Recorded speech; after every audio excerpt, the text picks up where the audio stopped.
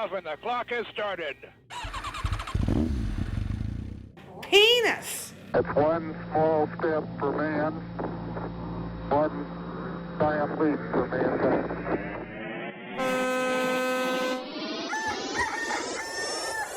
Hello, welcome to the 10th episode of Art Mart. We've already had Brutal Brunch quite a bit, but I got a really good friend here, Marcelo. What's going on? And we have known each other for a while now. Yeah. Based off of our meeting up from a COVID dating site. Who would have thought, man? Yeah, I've made friends with you and Christina are the only ones that I've like really kept up with, and we were on Denver's Blind. If nobody knows what that is, it's just... Let's explain that real quick for everybody else. Oh, yeah. Knows there was a show called Love is Blind, and I think this was like a random place's take on it. So what it was just we applied to be on it. Right. Cheers, by the way. And then we were put into these like audio chat rooms to where we could only hear the other person. We couldn't see them, even though we found out eventually what everybody looked like because of the Facebook suggestions. Can I pause real quick there? Like, Yeah, as soon as everyone started making friends, all the Facebook suggestions were just them. Yep. Exactly. I saw everybody. Same. And I don't really look at my Facebook suggestions because I think AdBlock blocks them, except for like the one time I was looking up somebody who I worked with, and then it was either, oh God, it's somebody who I saw first, and I can't remember their fucking name. Mine was Christina. Oh, okay. Mine was, I think it was Ray or Rachel. What is the couple that got engaged? There was someone that got engaged? Yes. I did not know that.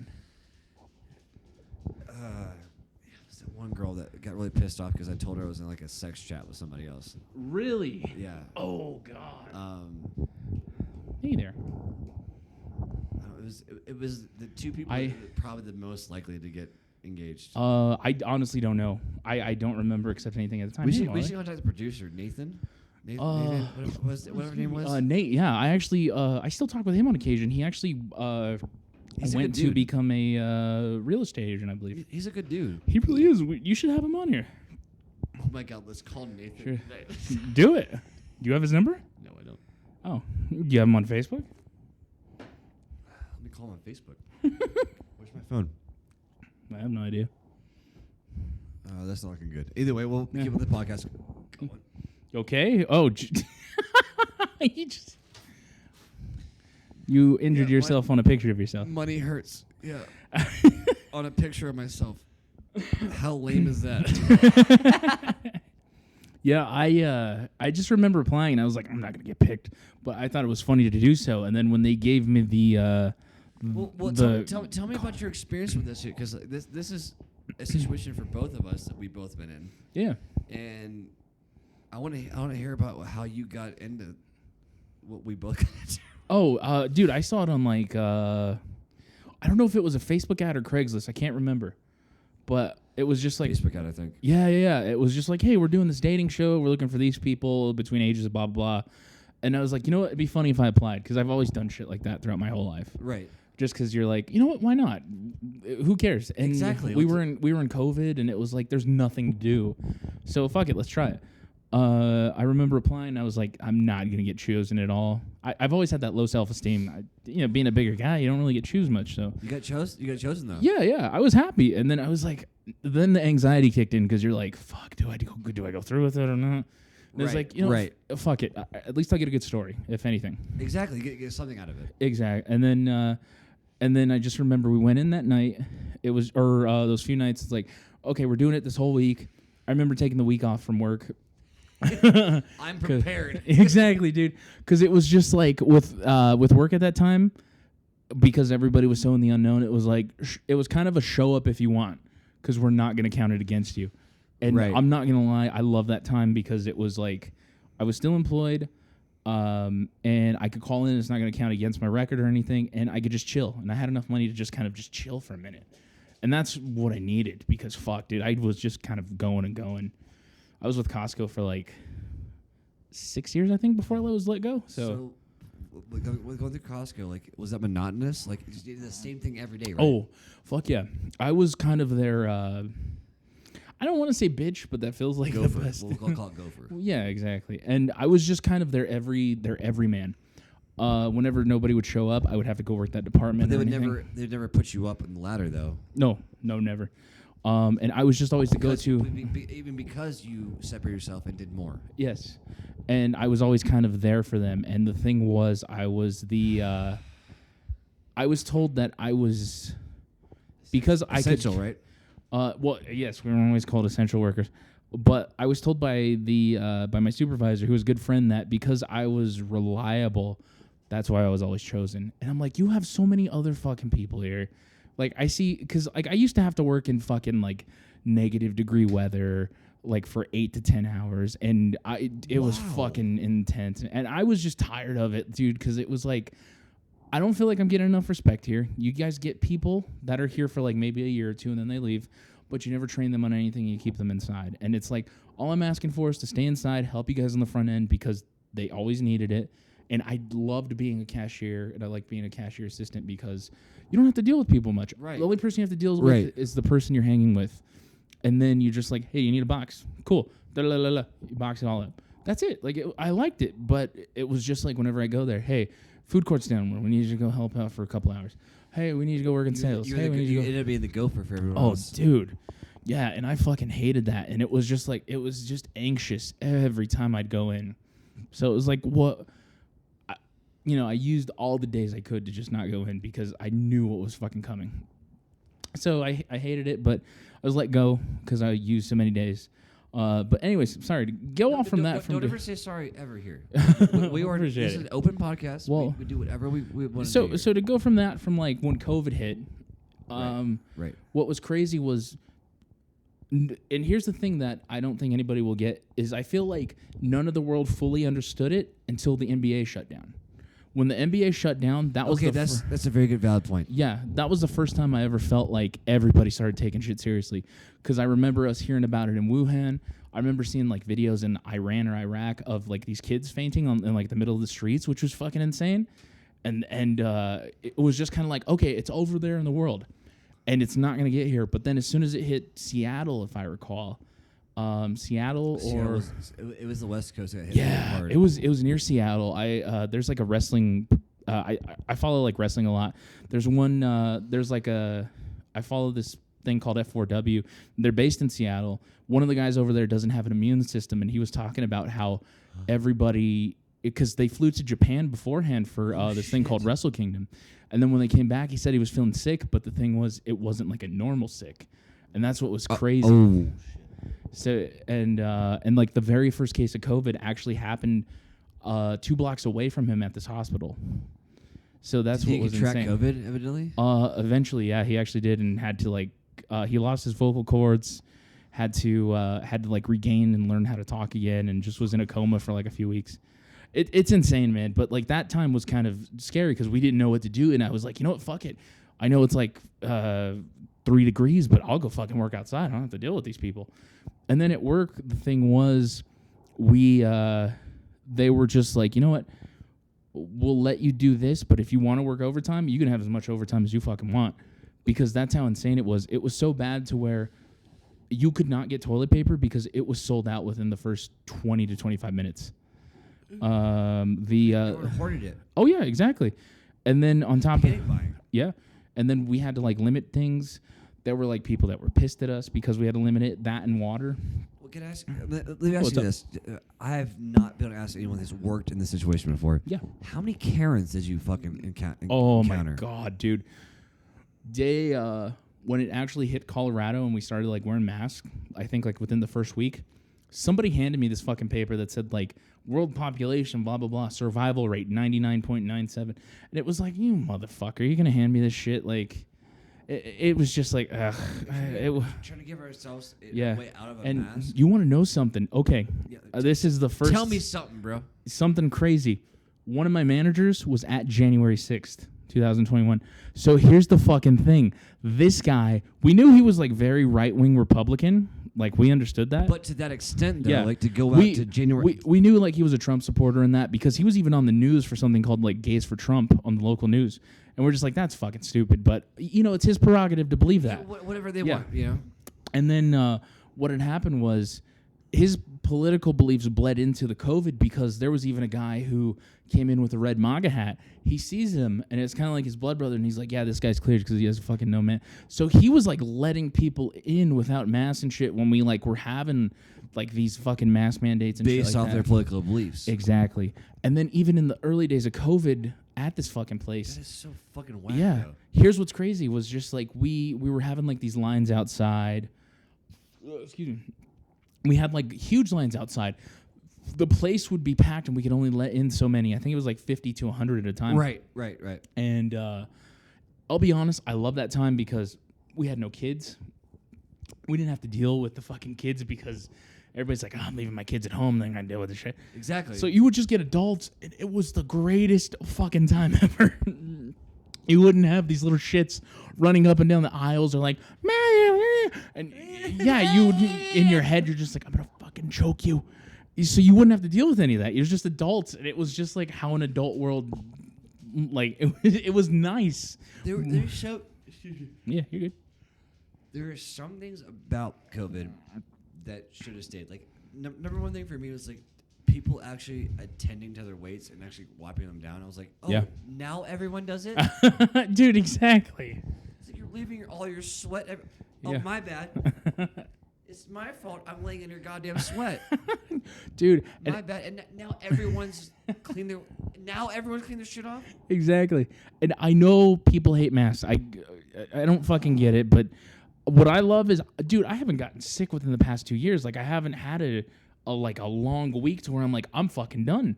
Because everyone's cleaning their shit. Yeah, exactly. It was. It's I crazy. liked it. I fucking love it.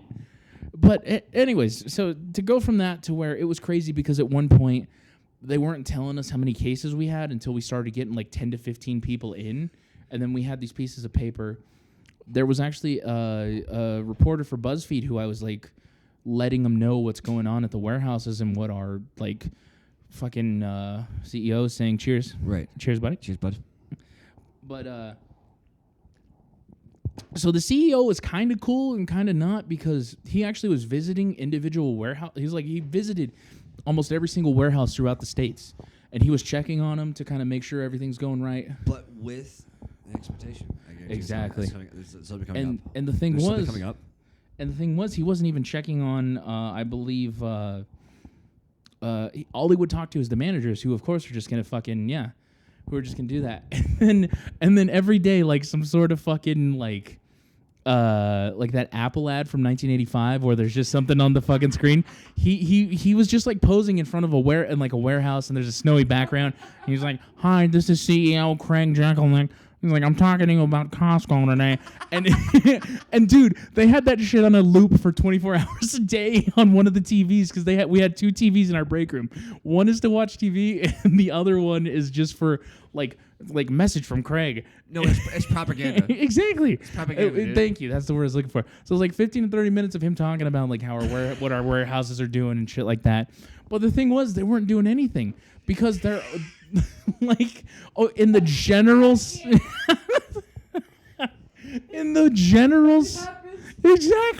In the general sense, he's looking at these warehouses, and of course, he's only talking to the managers. He's talking to the people that run them, and they're going to tell you, we're doing great. Everything's fantastic. Great. But cheers. Cheers. But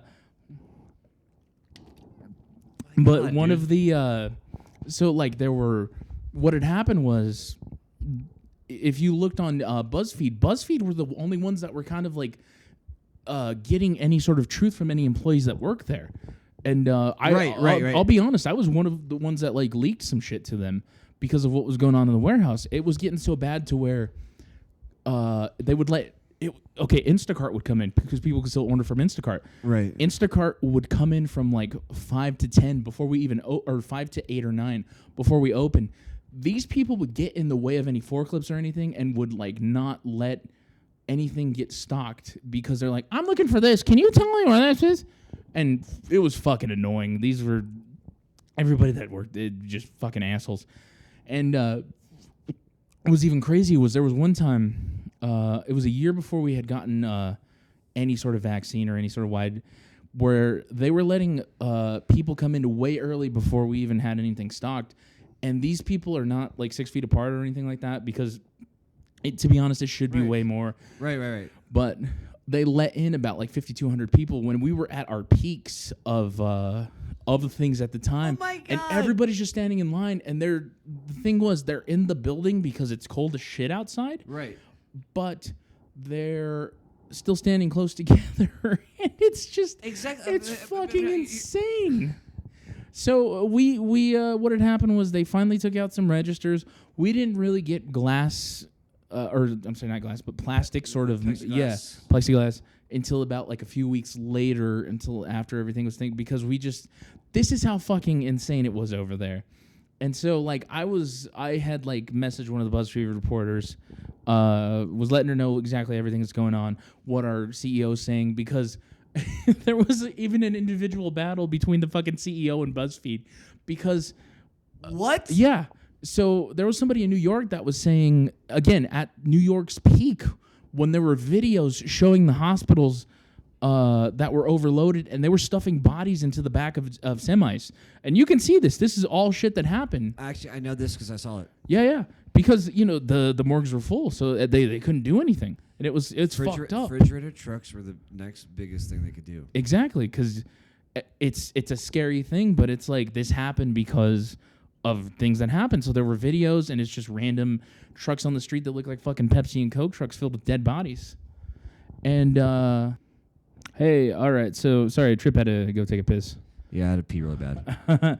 But anyways, like I was saying, in New York, they had pictures of, like, dead bodies in the back of semis. This was real shit that was happening. Like, all right, so, like, did you see them putting bodies on them? No, I didn't. Okay. Like, it was just, like, in videos. And this wasn't, like, staged fucking videos. This was just, like... Well, no, because that made bodies, man. Yeah. There were, like, multiple videos of, like, shit in New York. Not to mention one of the workers we had at Costco, she actually used to be a nurse in New York, and she moved here. And she was talking about how she would get messages talking about just morgues are filled. They can't do shit. So that was happening. They were stuffing bodies in New York. While this is happening, obviously, we have, like, the people who are very right-wing, and then... It was just fucking insane. Nobody knew what to think, and different Costco's in the world, they were doing shit differently because they didn't have anybody to work, because a lot were staying home, and it's just like we don't have anybody to cover. Right. There were people with COVID that obviously thought that it was just like, this fucking virus ain't gonna do shit. So they're working, and there's even a report that somebody had put. Like, I worked at this Costco in New York when I was. So were you in New York at this time? No. This was just somebody's story. Are you here though? Yeah, Denver. Okay. I'm in Denver the whole time. I haven't really moved. Just double checking. But somebody and this was on one of BuzzFeed's sites of their news story, because again, BuzzFeed was kind of the only real news source. We would leak stuff to our local news sources, and we would get like nothing. They wouldn't put anything going on. It would just be like, we're going by what the CEO says. But the local stories... Do you think there's a conspiracy behind that? No. That's just like... that's just local news trying to cover their ass, because I'm sure they get a ton of shit of just like, you should come check out my fucking thing. I think it was, to be honest, because I think a lot of the owners of the companies knew this was going to happen. Definitely government did. And I'm not trying to be a conspiracy theorist, but this is... It's true, though. It's true. They knew it was going to happen. Yeah, no, this is true that you can also check this out. There were various senators. I can't pinpoint the very ones, but they cashed out a lot of stocks, or they bought into various stocks that they knew were going to go up back in about March or April before it ever hit the States. They traded for J&J. Exactly. If you watch the stocks, they traded to J&J before anything ever happened. Yeah, and this was like back in, I want to say like November or December or the very start of January. August. Yeah. It was August when they started. Oh, wow. They started changing their stocks. There's actually a website you can actually watch the senators change their stocks. Yeah. That's what I base all my stocks off, to be honest. Oh, wow. I base all my stocks off that, what they do. Yeah, and again, that's not to be a conspiracy theorist. That's just stating facts that had happened. Was just Exactly. various senators like either cashed out of various stocks and bought into way more, or they're just like, you know what, fuck it, we're gonna just buy into this, and you can see a shit ton of just things move because they got the headings of the health organizations going on. Well, it's fucking insane. And no one ever clocks them for anything. Exactly. And the craziest thing was GameStop. If we get into start trading, Yeah. we get fucking go to jail for a while. Oh, exactly. But when they do it, it's fine. Yeah. I mean, the whole GameStop fiasco, that's what was insane, man. I actually kind of love that though. Like it was the David versus Goliath at that point. You know what I mean? And then like David killed everything. It's still kind of going on because I actually was looking into it. It's just like a lot of these places just never covered. And eventually, like, it will pop because they have to pay so much to keep shit going daily. Well, I mean, they do. Yeah. But I mean, like, even through all this COVID shit, even through all of everything, Yeah. through all this stuff, I was just hoping that humanity would take a step back and say, I don't care about people more. Yeah. You know, like we have been so by ourselves at this point. Let's take care of it. And the opposite happened. I would disagree in a sense only because, like, I think for the most part it happened, but it's just that so much of the negative of everything has been highlighted. And it's more of a, I don't want to say like 50-50 or anything like that. I do want to say about like 70-30. I think like 70-30 or at least 65-35. The reason I'm saying this is like I'm just realizing how much nowadays that people are just terrible. Oh, yeah. I mean, like we talked a little bit about this before we even started this podcast about like people having shitty aspects on things. Yeah. You know, and I'm at that point right now. It's like why is everyone just being so shitty when everything we want to do is it has got to be based off of loving each other. Yeah, doing neighborhood shit. I just like I really feel like that's unintentionally pushed because of music we listen to, movies we watch, things like that, because a lot of it is focused on the individual and how in order to be that sort of higher aspect of a person, it's these different aspects, and people can interpret that into whatever way they want. I mean, there were fucking MAGA idiots fucking blasting Rage Against the Machine. And unironically, yeah, exactly. How ironic they're blasting that shit. Exactly. And Tom Morello had to come out and fucking denounce him because he's like, we didn't fucking make this for you. This was against you. Like, how do you not fucking see that? This is why we made the whole thing to begin with. Yeah, dude. Rage Against the Machine. Literally. There's a Republican senator who's like, that's one of my favorite things, and he even just like, I don't fucking like this fuck. It's like you don't understand anything. It's because of. Again, I feel like it's like excuse me. I don't want to say less knowledgeable things because I don't want to like deter anybody. It's less cultured, in my opinion.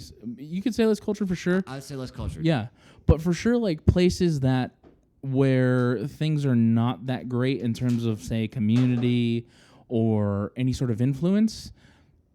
They hear all these things that we listen to, but there's no context for them to base it off of. So they apply it to their perspective own. For that. Oh, thank you. So I love that. Yeah, so they obviously like apply it to their own politics or their own ideals, and it's just kind of.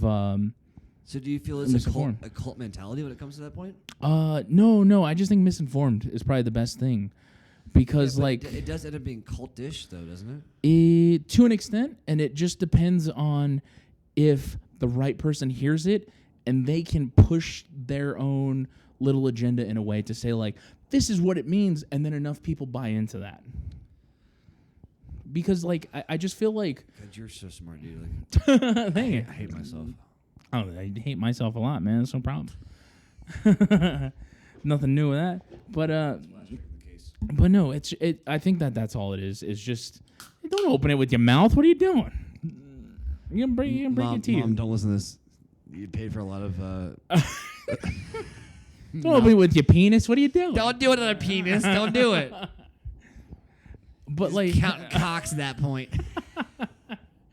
But no, man. It's like that's all it is. It's just like the downside to everything today is just that as a society, I feel like we're more the people that have the platform to speak on. They definitely provide great points, but the problem is they don't. And this should not be a problem. Relate to normal people. Yes, That's my opinion. I do agree with that to an extent, but it's also like they don't express themselves fully because they obviously want that. Like if somebody says like we're here to be alive, we're here to be free, stuff like that. Anybody can interpret that to anything. Or again, the whole thing with like I follow a lot of like wrestling and UFC and shit, and the problem that I've had during this time from to when COVID started. It's just that they take that wolf pack mentality of motivation of like, we're fucking here to do this. We're not going to fucking let anything die. Like, I'm here to fucking die if need be. That they take that to such an extreme that to when they're ready to, that when the fucking COVID hits them or anything, they would rather die to stick with their morals than just to admit they're wrong. And I feel like that's kind of the problem in general.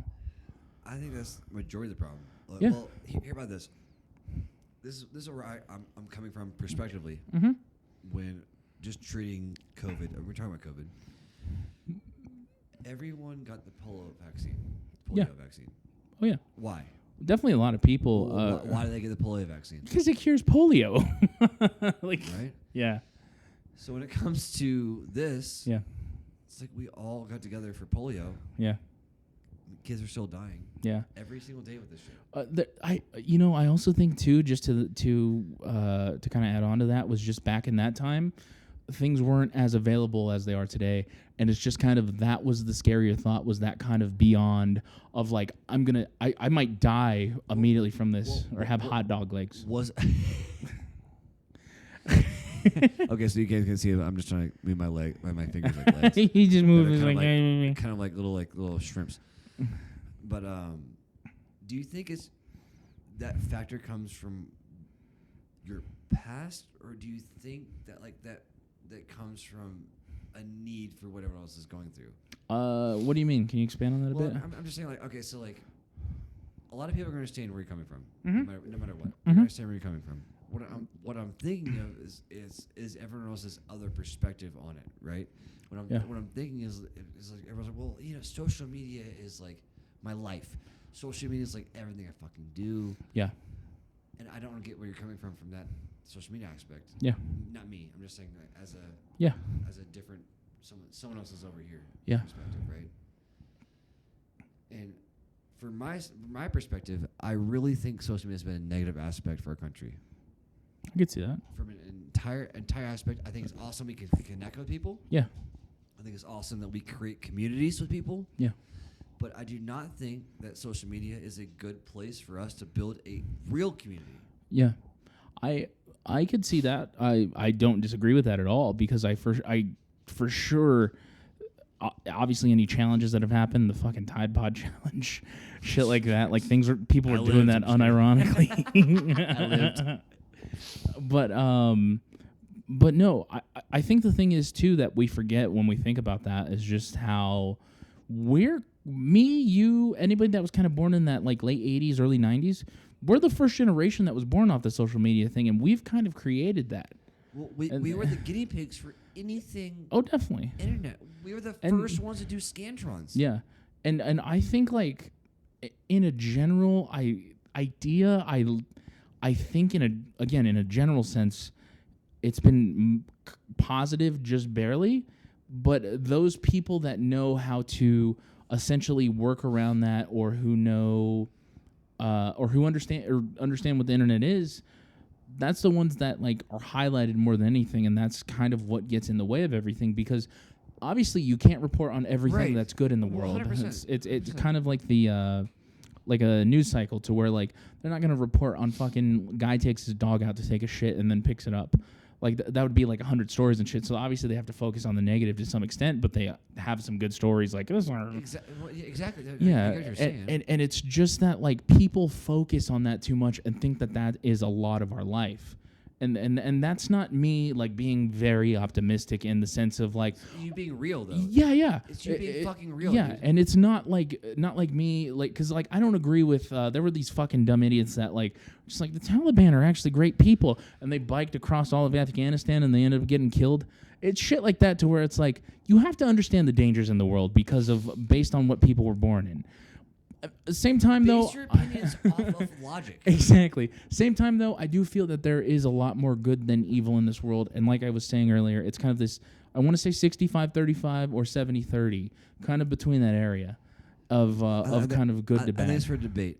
Yeah. Because I've got a much more negative look in the world just because of what I've been through. Yeah, and there's nothing wrong with that at all. There's nothing wrong with it, but I want to think tomorrow, obviously tomorrow, I want to think tomorrow that I'm going to have a better perspective. Yeah. And that's all I really want is Yeah. us to have as entire as a community. Yeah.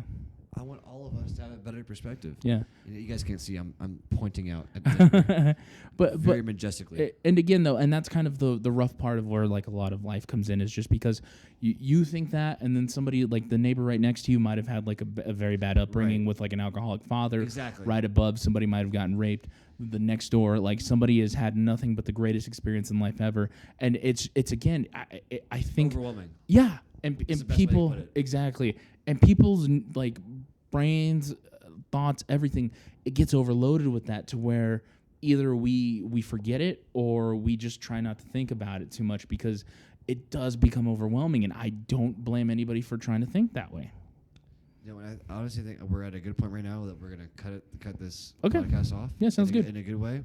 I would love to have Marcella back on. Oh, definitely, I'd love to be back Whenever on. you want to be back on this podcast. We're drunk, so I've just been talking gibberish this whole fucking time, so I don't know. Dose to the dodo. But no, I mean, I hope you guys like me fucking just rambling for about 30 minutes. So We really hope that you guys got something out of this, and just discussion If- is a point of execution. yeah, if not, message me. I'm at Crow303 on Instagram, CROWE303. Load yourself up. We do a weekly podcast called Beers, Bongs, and Battle Axes. Me and my buddy Mike, we've had Trip on. I appreciate Trip for having me on here right now.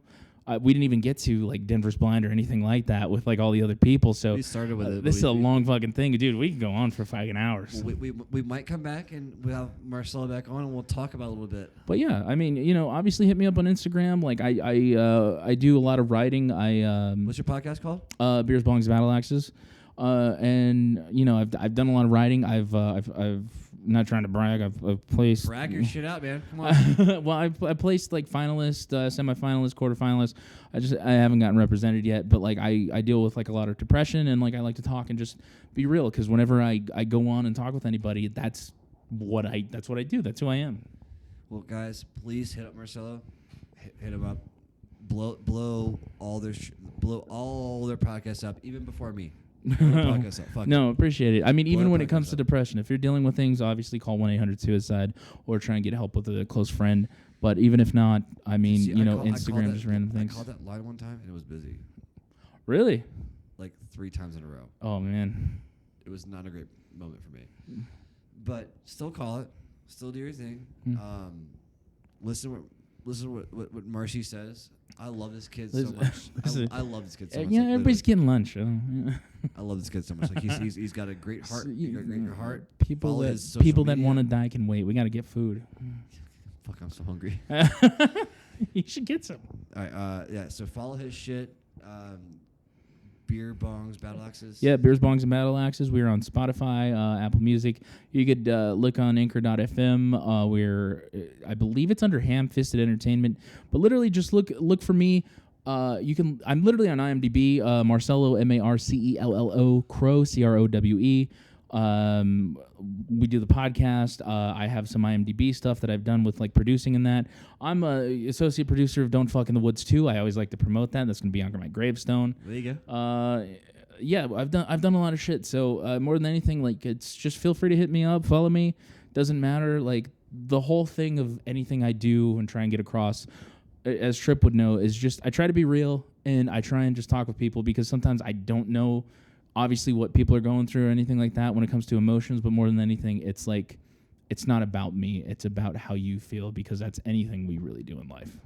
This is why I love this guy to death. Is it's about community, and this is what this podcast is about. Is about community and about giving back somehow. So Appreciate you, man.